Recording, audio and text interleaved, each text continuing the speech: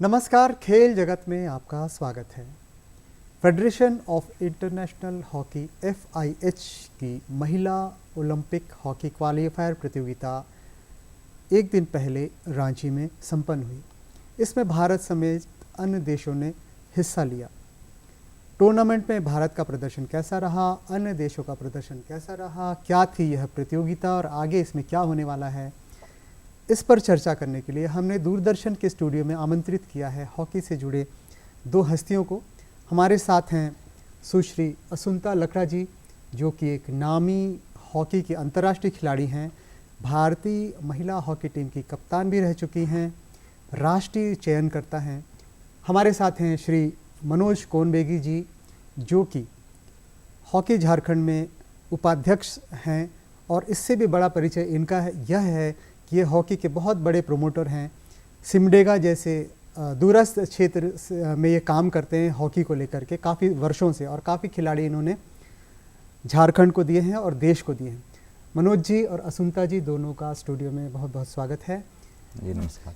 असुंता जी, आपसे मैं इस प्रतियोगिता के बारे में, यह महिला हॉकी ओलंपिक क्वालिफायर प्रतियोगिता क्या है, इस पर विस्तार से जानना चाहूँगा। देखिए, ये महिला ओलंपिक क्वालिफायर जो है ये 8 देशों के बीच में हुआ। ये सीधे ओलंपिक्स में जाने के लिए क्वालिफाई टूर्नामेंट था, जिसमें 8 टीम में से 3 टीम को क्वालिफाई करना था, और कल मैच फिनिश्ड हुआ। और अनलकी कि हमारा कंट्री क्वालिफाई नहीं कर पाया, इंडियन वुमेन हॉकी टीम। थोड़ी तकलीफ़ हुई, पर उन्होंने बहुत अच्छी खेल का प्रदर्शन किया है। हमने क्वालिफाई नहीं कर पाए, इसका दुख है ज़रूर, लेकिन उनके परफॉर्मेंस से खासकर मैं जूनियर खिलाड़ियों से मैं खुश हूँ कि उन्होंने बहुत अच्छा परफॉर्म किया है। और मुझे लगता है कि कल हमने जो लूज किया है मैच, उसमें मुझे ऐसा लगता है कि हमारे जो जूनियर खिलाड़ी हैं उनको शायद क्राउड हैंडल नहीं हो पाया, और प्रेशर वो नहीं कंट्रोल कर पाए शायद, जिसके वजह से कहीं ना कहीं थोड़ी बहुत चूक हुई, जिसकी वजह से हमें हार का सामना करना पड़ा। पर मैं उनके परफॉर्मेंस से खुश हूँ। तो जैसा कि आपने बताया कि पेरिस ओलंपिक में टीमों को जाना था, तो रांची से किन किन टीमों ने वहाँ के लिए क्वालिफाई किया है, और कितने टीमों को करना था और किस तरह से करना था? ये इस टूर्नामेंट में 3 टीम को क्वालिफाई करना था। जर्मनी क्वालिफाई कर गए, US क्वालिफाई कर गए, और जापान 3 टीम क्वालिफाई किए। और कल हमने देखा मैच में कि कितने अच्छे मैच हुए, और उन्होंने अच्छी जीत के साथ अच्छी खेल का प्रदर्शन करते हुए ये ओलंपिक क्वालिफाई किए। तो मनोज जी, यहाँ से 3 टीमें ओलंपिक के लिए क्वालिफाई कर गई हैं। जी जी।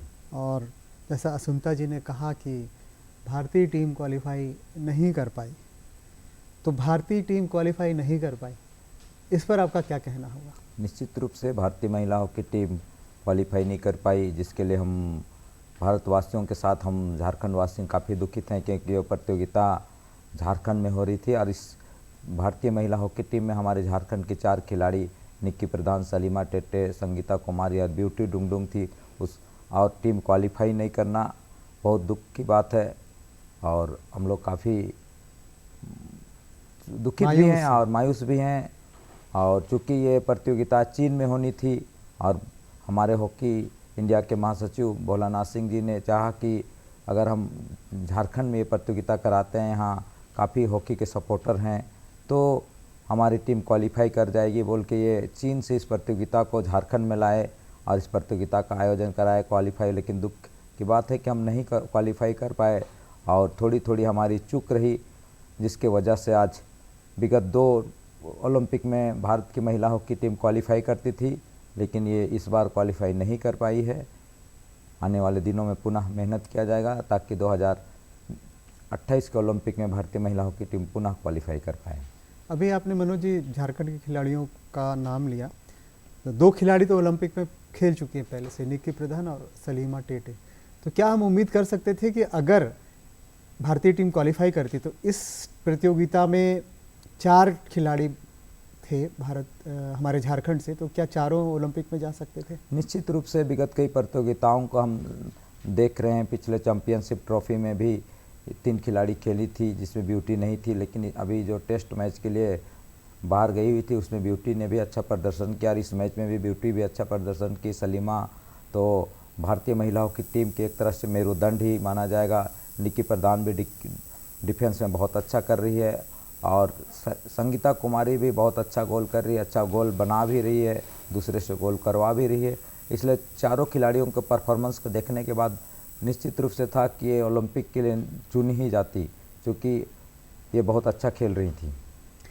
असुंता जी, दर्शकों को मैं बताना चाहूँगा कि असुंता लकड़ा जी भारतीय टीम की कप्तान रह चुकी हैं और एक ओलंपिक क्वालिफायर आपने भी खेला है। बिल्कुल।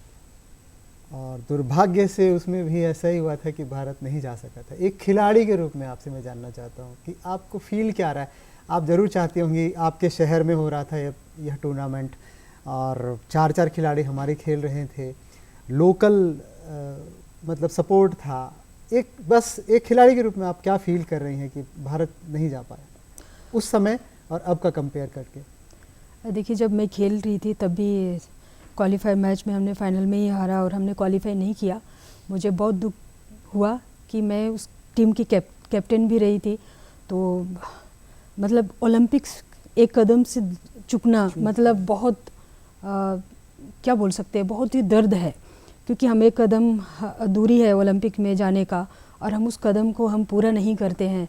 तो अपने को ही कहीं ना कहीं कोसते हैं, मेरे से गलती हुई है पूरी टीम। लेकिन कोसने का मतलब ये नहीं कि हम कोस रहे हैं तो हमें पीछे की ओर हटना है, बल्कि हमें आगे की ओर सोचना है कि हमें इस बार हमने नहीं किया क्वालिफाई, तो हम अगले जो आने वाले हैं उसमें हमें क्वालिफाई करने के लिए हमें प्लान करनी चाहिए, अभी से तैयारी करनी चाहिए, हार्डवर्क लगातार करनी चाहिए, जिससे कि हम वो एक कदम दूर जो है अभी भी वो हम पूरा कर सकें। तो अभी जो हमारी टीम क्वालिफाई नहीं की, ये निराश नहीं होनी चाहिए, इससे सीख लेनी चाहिए कि हमने क्यों ऐसा हार का सामना किया। हमने हार का सामना किया तो हमें और क्या करना चाहिए।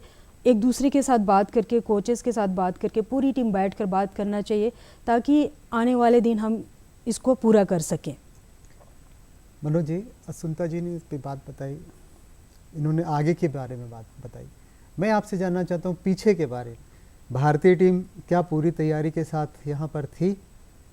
निश्चित रूप से भारतीय महिलाओं की टीम पूरी तैयारी के साथ थी, लेकिन जिस तरह टीम बनी थी और टीम की एक बहुत अच्छा प्लेयर जी वंदना कटारिया थी, ठीक टीम से जब झारखंड आने से एक दिन पहले उसको आपस में चोट लग गया, तो ये टीम के लिए थोड़ा सा, जिस खिलाड़ी के साथ आप प्रैक्टिस रहेंगे, जो टीम की मुख्य स्ट्राइकर थी और अनुभवी खिलाड़ी थी जिन्होंने 300 से अधिक अंतर्राष्ट्रीय मैच खेले थे, उनका अचानक से टीम में जाना और उसका ये भी दिखा कि पहला मैच जो यूएसए के साथ हमारा था तो उसमें थोड़ा सा हमारी टीम में कमी दिखी थी और हमारी टीम पराजित हुई थी। उसके बाद हमारी टीम सेट हो गई, अच्छा खेली, 3 मैच लगातार अच्छा खेली। जर्मनी के साथ भी जो हमारा सेमीफाइनल मैच था बहुत ही शानदार था। उस दिन हमारा थोड़ी सी चूक रही, हमें कई अवसर मिले, पेनल्टी शूटआउट में भी हमें अवसर मिले, लेकिन हमारी खिलाड़ियों ने थोड़ी चूक की। जैसे असुंता जी ने कहा कि थोड़ा जो क्राउड का प्रेशर होगा, कभी कभी क्राउड का प्रेशर रहता है तो बहुत अच्छा लगता है खेलने में, लेकिन कभी कभी उसका विपरीत भी पड़ जाता है। हो सकता है उसका भी असर पड़ा होगा। पेनाल्टी शूट आउट में हम चूक गए और आज परिणाम यह रहा कि भारतीय महिलाओं की टीम ओलंपिक क्वालिफाई नहीं कर पाई। असुंता जी, क्राउड के बारे में आपने भी कहा और मनोज जी ने भी आपकी बात को आगे बढ़ाया है। आप तो देश दुनिया में बहुत सारे मैदानों में खेल चुकी हैं। अपने देश में खेलना, अपने घर में खेलना और बाहर खेलना, जैसे कि यहाँ तो इतना ज़्यादा हमने सुना, इतना ज़्यादा सपोर्ट था कि उसका प्रेशर तो आना नहीं चाहिए था। फिर ये क्या वजह हो जाती है कि आप जो है उस प्रेशर में आ जाते हैं? देखिए, हर एक खिलाड़ी में प्रेशर नहीं होता है, बल्कि मोटिवेट होते हैं खिलाड़ी। मैं कभी भी प्रेशर नहीं ली थी और मुझे एनर्जी मिलता है कि पब्लिक इतने सारे लोग हैं मेरे पीछे खड़े हैं और मेरे लिए प्रार्थना करें कि मेरे को एनर्जी मिले और मैं परफॉर्म अच्छा करूं और देश को अच्छे परफॉर्मेंस दूं, ऐसा फील होता है।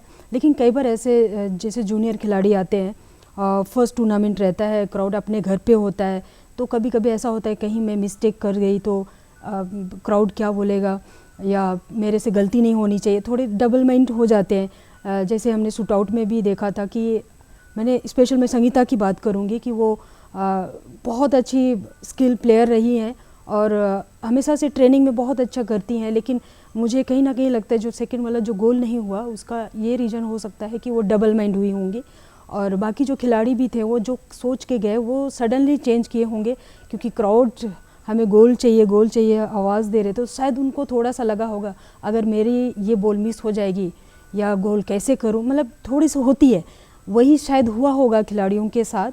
और जो गोल नहीं हुआ, कई बार जो सिचुएशन था हमें मौका था कि हमें सिर्फ गोल करना है और हम जीत रहे हैं, उस सिचुएशन में भी उनको बहुत ज़्यादा प्रेशर होता है, कॉन्सेंट्रेट करते तो भी कई बार ऐसा होता है कि चारों तरफ से आवाज़ आ रही है, सबकी निगाहें मेरे ऊपर है, क्या होगा, क्वेश्चन ये होता है क्या करूँगी, तो वो कभी कभी ऐसा हो जाता है और वो हमें देखने को मिला। पर इससे हमें सीखना है, इससे हमारी ये गलती हो गई, अब इसको हम दोबारा सोचना भी चाहिए, सोचना ये चाहिए, मोटिवेट होना चाहिए कि नहीं अब जो हो गया, अब आगे की तरफ मुझे काम करना है, हार्डवर्क करना है, जो मैंने मिस्टेक किया उस पर ज़्यादा से ज़्यादा काम करूं, ये सोचेंगे खिलाड़ी को तो ऐसा ही होना चाहिए जैसा कि असुंता जी ने भी बताया। मनोज जी, सडन डेथ की बात आ रही है और पेनल्टी कॉर्नर की बात आ रही है। सडन डेथ से पहले जो टाई ब्रेकर में जो शूट आउट था, मैं आपसे पेनल्टी कॉर्नर पर पहले बात करना चाहूँगा। जैसे कि अभी आखिरी जो मैच था, तीसरे स्थान के लिए जो खेलना था भारत को, उसमें भारतीय टीम को 9 पेनल्टी कॉर्नर मिले जी। और 9 पेनल्टी कॉर्नर में से बिल्कुल एक में भी कोई गोल नहीं हो पाया। इस पर आपको क्या कहना है? निश्चित रूप से भारतीय महिला हॉकी टीम में पेनल्टी कॉर्नर काफ़ी कमी रही है। विगत कई प्रतियोगिताओं में टीम ने पेनल्टी कॉर्नर को गोल में नहीं बदला है। पहला मैच में भी कई पेनल्टी कॉर्नर मिले थे यूएसए के खिलाफ, उसको भी नहीं बदला।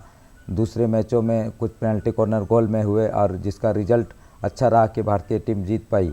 लेकिन जो हमारा अंतिम मैच था जापान के साथ, उसमें पेनल्टी कॉर्नर को गोल में नहीं बदले और ये बड़ी चूक है। और इस पर भारतीय महिला हॉकी टीम को विशेष पर फोकस में उस पर तैयारी करने की ज़रूरत है कि भारत किसी भी हॉकी में, वर्तमान हॉकी में पेनल्टी कॉर्नर और ड्रैग फ्लिकर की बहुत आवश्यकता है और भारतीय महिला हॉकी टीम इस चीज़ की कमी है कि ड्रैग फ्लिकर हमारे पास नहीं के बराबर है, नहीं समझा जाएगा, 1-2 निकल रहे हैं जिसके चलते पेनल्टी कॉर्नर में और एक स्किल नहीं 3-4-5 उनके साथ स्किल रखना होगा पेनल्टी कॉर्नर में, तभी हम गोल बदल सकते हैं। और इसके लिए हमें नीचे स्तर से भी पेनल्टी कॉर्नर को प्रयास करना होगा कि हम पेनल्टी कॉर्नर में गोल को, ये सिर्फ भारतीय टीम की नहीं बात है, पूरे अलग अलग स्टेट की भी टीम आती है, वहाँ ये कमी दिखती है कि पेनल्टी कॉर्नर हम गोल में नहीं बदलते हैं। तो जिस तरह हम खेल का आयोजन करते हैं, मैच कराते हैं, उस तरह गांव छोटे छोटे पेनल्टी कॉर्नर 20-20 पेनल्टी कॉर्नर का टूर्नामेंट कराकर इसका दूरी कर सकते हैं कि उसमें से जो स्पेशलिस्ट हमारे आते हैं उनको भी हम टीम में जगह दें। 33 कोर ग्रुप बनता है उसमें, और उनको हम ट्रेनिंग दें और उस चीज़ को दूर कर सकते हैं। असुंता जी, खिलाड़ी के रूप में पेनल्टी कॉर्नर पर ही जैसे आप खेले हैं, बहुत 13 साल तक असुंता जी ने भारतीय टीम का प्रतिनिधित्व किया है, पेनल्टी कॉर्नर क्यों है समस्या भारत के लिए? देखिए, कई बार ऐसा होता है कि टीम में कई प्लेयर स्पेशलिस्ट होते हैं पेनल्टी कॉर्नर के, और वो बराबर से ट्रेनिंग कर रहे होते हैं और सडनली किसी को इंजरी हो जाता है या टीम में नहीं है किसी रीजन की वजह से, तो वो थोड़ी सा ब्रेक हो जाता है, तो जिसकी वजह से वही ये हमें सामना करना पड़ता है। मैं एग्जांपल बोलूँगी, अभी जैसे ग्रेसदीप का नहीं है टीम में, वंदना कटारिया टीम में नहीं है, जो हमारा वेरिएशन होता है उसमें दीप ग्रेसेक्का भी इन्वॉल्व होती हैं और इवन सुशीला चानू भी। तो ये तीनों खिलाड़ी के नहीं होने से भी थोड़ी फ़र्क पड़ी है, और वो तीनों पेनल्टी कॉर्नर में इन्वॉल्व थे, जैसे मैं देखती आई हूँ बराबर। तो वो वेरिएशन हमारा होता है कि इनडायरेक्ट पीसी मारना, डायरेक्ट पीसी मारना, या जो सुशीला चानू जो थी वो बॉल स्टॉप करती थी। तो कई प्लेयर ऐसा हो जाते हैं कि किसी प्लेयर के साथ पूरी कंफर्टेबल हो जाते हैं और सडनली वो प्लेयर अगर नहीं होता है टीम में, तो उसको थोड़ा सा एडजस्ट करने में टाइम लगता है, क्योंकि हमारे जो तीनों खिलाड़ी हैं वो एकदम से टीम में नहीं है।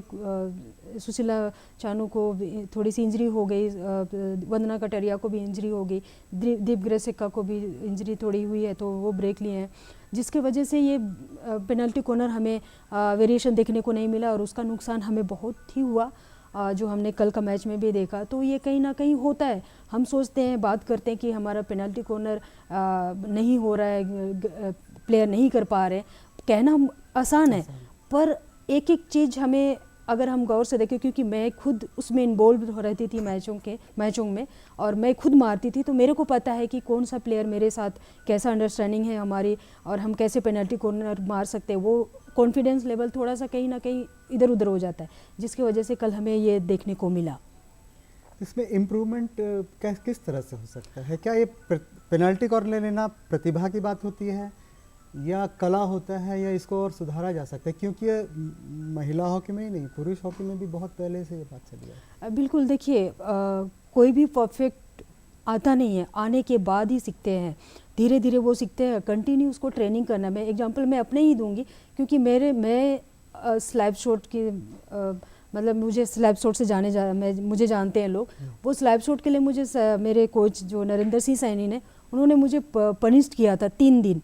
उन्होंने 3 दिन मुझे ग्राउंड से बाहर रखा था और वो मुझे गुस्सा भी था कोच के ऊपर, और बाद में वो गुस्सा मेरा पॉजिटिव में चेंज हो गया और मैंने सोचा कि नहीं, मुझे बराबर ट्रेनिंग करनी चाहिए। अब मैं करती हूँ, मैं कोच को दिखाऊंगी, और मैंने वो ट्रेनिंग दीवारों में मार मार के अपना पावर, कैसा रिस्ट घुमाते हैं, कैसे मैं अपना पैर रखूँगी तो कहाँ पे जाएगा, कैसे जाएगा, मेरा शोल्डर कैसे होना चाहिए, मैं कितना बेंड होंगी, वो मैं अपने आप खुद को ट्रेन किया।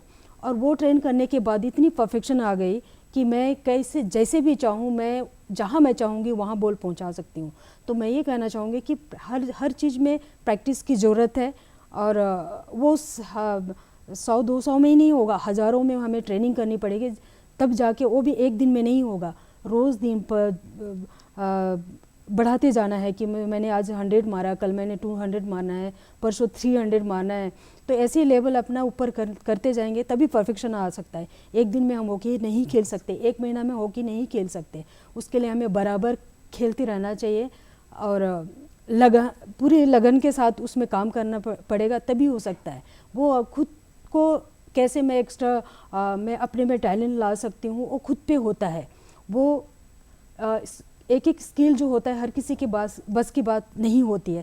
जैसे हम ड्रैग की अभी बात कर रहे थे, मनोज जी ने कहा कि ड्रैग स्पेशलिस्ट होनी चाहिए, जैसे अब हमारे गुरजीत भी थी, जैसे कल दीपिका ने भी ट्राई किया। तो इसके लिए बहुत ज़्यादा ट्रेनिंग की ज़रूरत है, और जितना हम ट्रेनिंग करेंगे उतना ही परफेक्शन आएगा और उतना ही गोल में कन्वर्ट होगा। मैं ऐसा मानती हूँ, ऐसा मैंने किया भी है।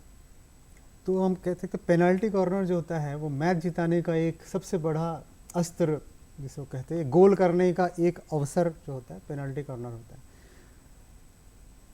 तीसरे स्थान के लिए जो मैच हुआ था उसमें भारत को 9 पेनल्टी कॉर्नर मिले, मतलब गोल करने के 9 आसान मौके मिले।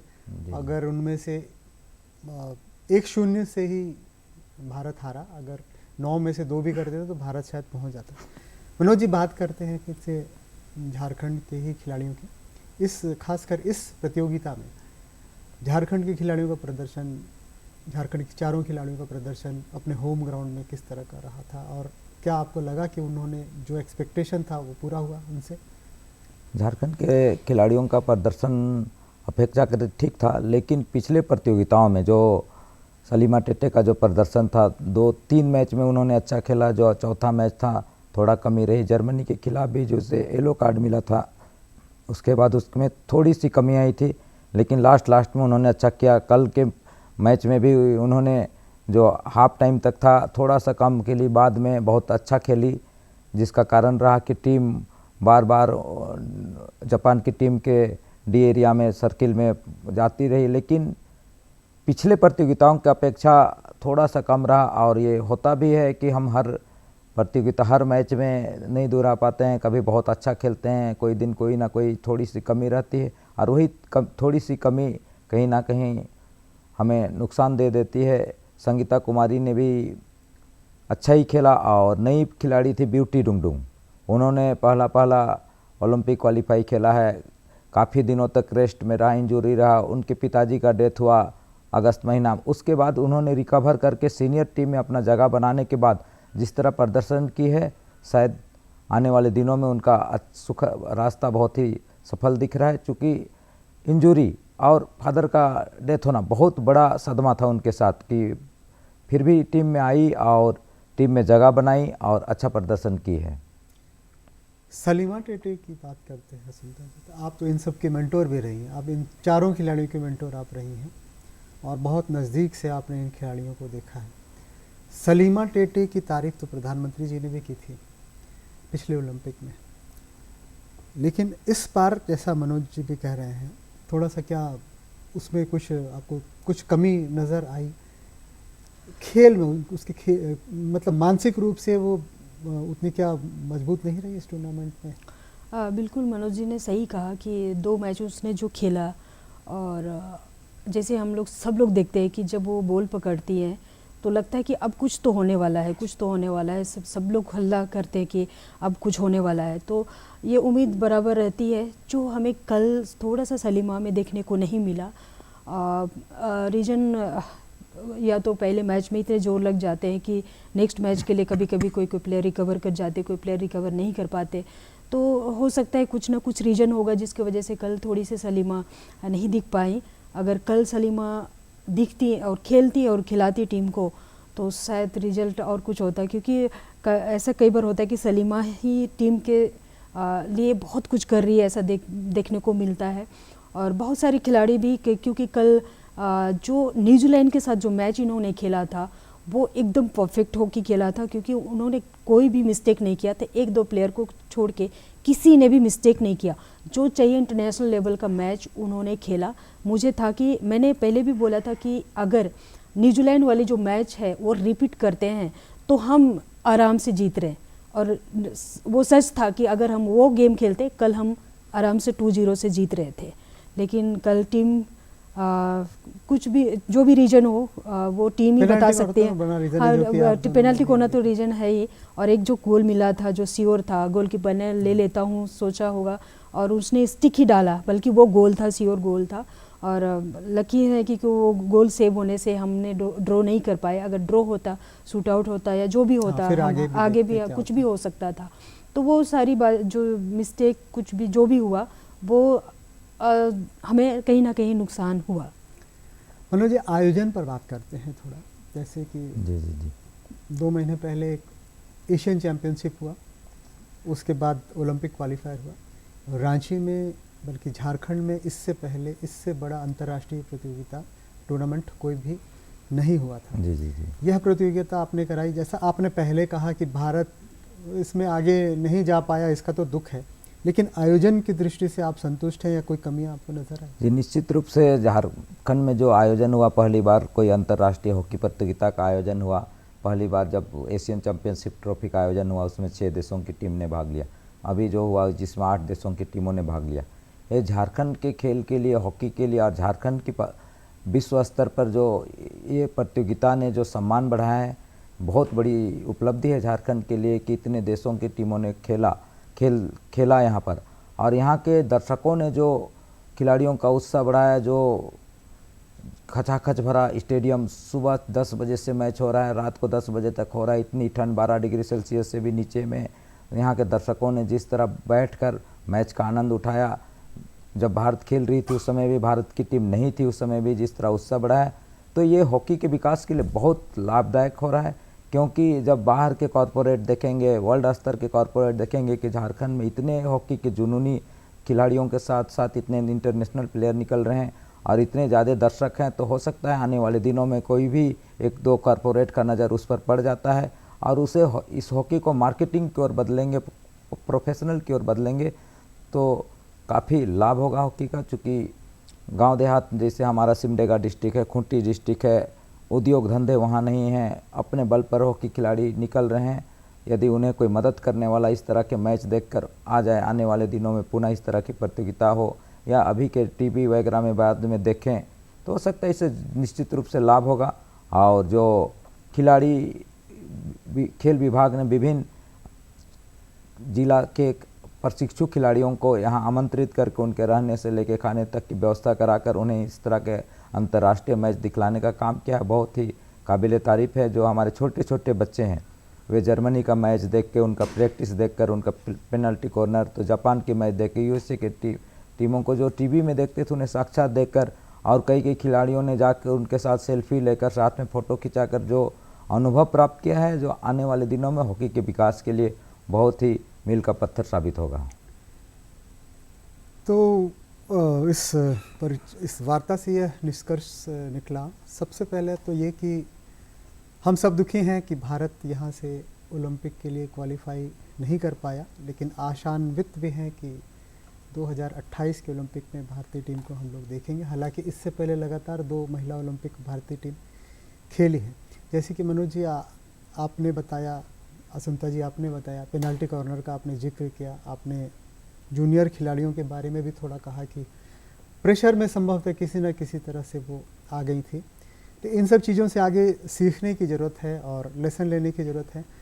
भारतीय हॉकी अभी बहुत प्रोफेशनल तरीके से आगे बढ़ रही है, हम लोग सब देख रहे हैं। हम लोग कहते थे कि क्रिकेट जो है बहुत अच्छी तरह से प्रबंधकीय मतलब एस्पेक्ट में चलता है, उसी तरह से हम लोग हॉकी में भी देख रहे हैं। प्रतिभा निश्चित रूप से बहुत है भारतीय खिलाड़ियों में। तो हम उम्मीद करते हैं कि इसके आगे जो टूर्नामेंट होगा, ओलंपिक तो अब खैर अब 4 साल दूर है, लेकिन उसके बीच में उसके आगे जो भी टूर्नामेंट होगा उसमें हम लोग जो है इन सब मैचों से, इन प्रतियोगिताओं से सीख लेकर के आगे बढ़ेंगे।